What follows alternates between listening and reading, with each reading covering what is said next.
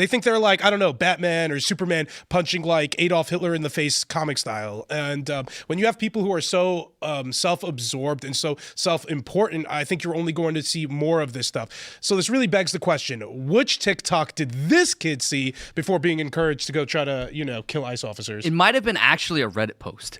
Fuck. Like, I don't know. Have you guys seen sewer?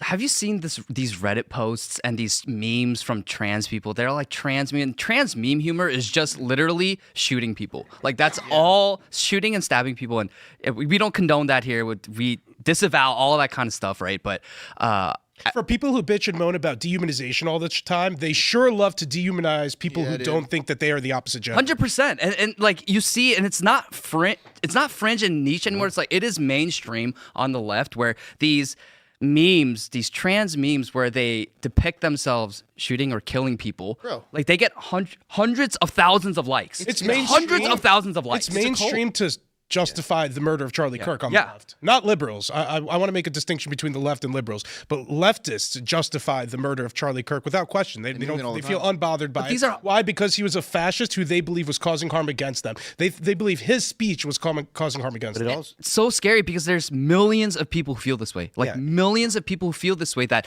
if you are a right-wing person, anyone to the right of Hillary Clinton, that you deserve to die because you are dehumanizing me and you are taking away my rights, and it's absolutely bonkers. We were making jokes about the a TikTok of the lieutenant governor from Minnesota today because she was talking about her native name. I forget what it was. Yeah, I can't pronounce it off the top of my head. But the point that I'm making is she's been seen wearing a shirt that says "Protect Trans Kids" and stacked on top, and there's a knife in between protect and trans. And it's like, this kind of stuff is not just discussed on Reddit. This kind of stuff is actually valorized by politicians. And maybe they're not in DC, right? Maybe the people in DC are smart enough to not actually call for violence, but there are plenty of Democrat politicians that do. You have someone close to DC, Jay Jones, who had messages where he wished death upon Republicans and their children. There was there's a guy in Texas running that said that he's literally running on a platform to kill Donald Trump. That was the way that he phrased it,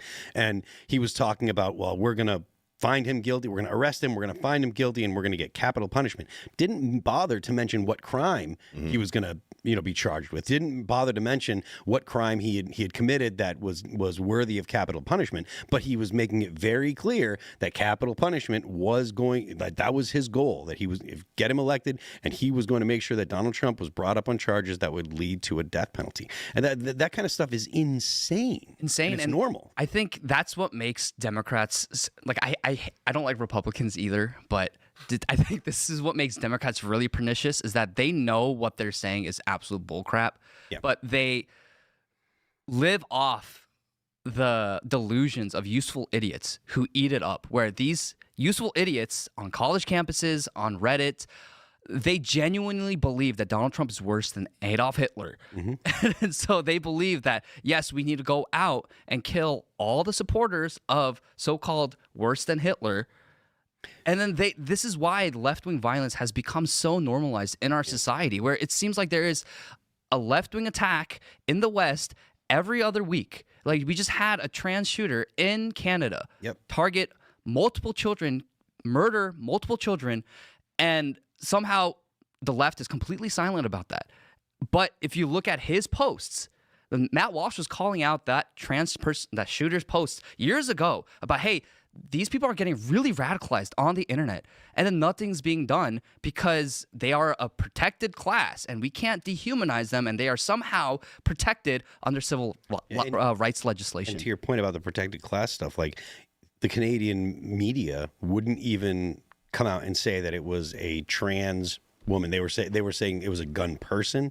The gun person. Yeah, the dance that they do only helps the trans people that are the shooter. Like if you refuse to use the actual biological sex of a person because you're going to offend the trans community, when it was a trans woman, it was a guy that shot these 10 people or something like that, killed his parents, then went to a school and decided to shoot a bunch of kids.